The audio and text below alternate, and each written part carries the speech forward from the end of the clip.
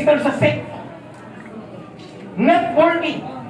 Nakabinbin sa SEC ngayon ang pagkarami-raming kumpanya. Makakakong pera mo, magiging pera nila. Tataya ka? No. Ang pangalan sa SEC, ililigaw ka marketing. Isipin mo, ililigaw na tumaya pa. Sa Cubao, marami niyan eh.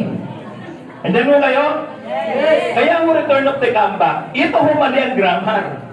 Kasi sa pelikula nila Joey He De Leon yan eh. Second time ko tumayo sa stage na to, ngayong panahon na ito.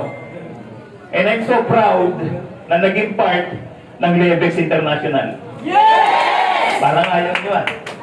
Difference maker. Define ko lang mo saglit.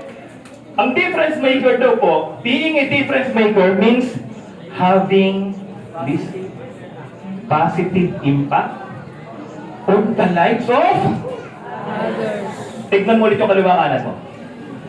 Ikaw ba pag nagkasama kayo niyan, may impact ka ba sa buhay niya? Yes!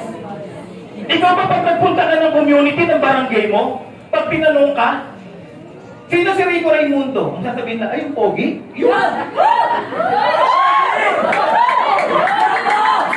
Parang ayaw nila, BP. Di ba pangalan mo palang sabi sa Bible, and I will quote, good name